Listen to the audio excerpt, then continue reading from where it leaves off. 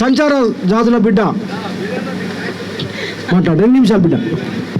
అందరికీ నమస్తే.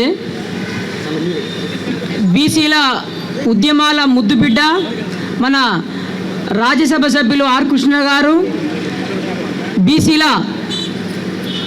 యువ కెరటం ఆత్మబంధువు మన జనసభ బీసీ జనసభ రాష్ట్ర అధ్యక్షులు, నిన్నటి తెలంగాణ రాష్ట్ర చరిత్రలో తెలంగాణ ఉద్యమానికి సాధన కోసం నిరంతరం అవిరామంగా కృషి చేసి తెలంగాణ సాధించినటువంటి రాజారామన్న ఇవాళ 42% రిజర్వేషన్ రావడానికి ఇవాళ ఆయన కంకణం కట్టుకుండు తెలంగాణ సాధనలో సాధించిండు. ఇవాళ బీసీల రాజకీయ అధికారం ఇవాళ ఈయన తెలంగాణ ఉద్యమానికి విద్యార్థి ఉద్యమాన్ని పునాది ఉద్యమాన్ని నిర్మాణం చేస్తూ ఇవాళ తెలంగాణ సాధనలో బలమైనటువంటి ఉద్యమ రాజకీయ శక్తిగా ఇవాళ మన రాజారామన్న అవుపడతా ఉంటాడు.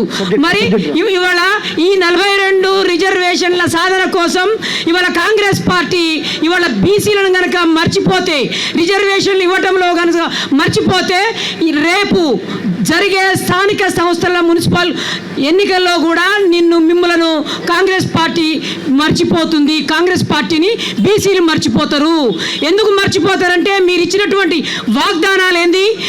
అధికారంలోకి రాగానే బీసీలకు సప్లాన్ పేరుతో, పూలే సప్లాన్ పేరుతోని 2000 కోట్లు ఇస్తున్న వాగ్దానం చేసి ఇప్పటికీ మీరు మంత్రులుగా కులుకుతుర్రు. కానీ ఇవాళ బీసీలు ఓట్లు వేసినటువంటి బీసీలకు 2000 పూలే సప్లాన్ ఎడిపోయింది అని నేను ఈ సందర్భంగా మీకు గుర్తు చేస్తా ఉన్నా. నేను చెప్తా ఉన్నా, భవిష్యత్తులో 2029 బీసీల యుగం రాబోతా ఉంది. బీసీ సీఎం రాబోతా ఉండు. కారణం ఏంటంటే ఇవాళ బీసీల ఐక్యత రాబోతా ఉంది.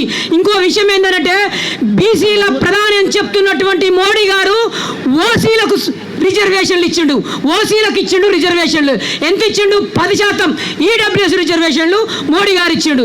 కానీ ఏంటంటే ఓబీసీ రిజర్వేషన్ల పేరుతోని రోహిణి కమిషన్ ఏదైతే ఏర్పాటు చేసిండో ఆమె కమిషన్ని 14 సంవత్సరాలు పొడిగించిండే తప్ప బీసీలకు ఎలాంటి ఓబీసీలకు రిజర్వేషన్లు ఇవ్వలేదు. కానీ ఓబీసీలకు పక్కన పెడుతూ ఇటు కాంగ్రెస్ పార్టీ అటు బీజేపీ పార్టీ ఇవాళ ఈ బీసీలను మోసం చేస్తూ ఉంది.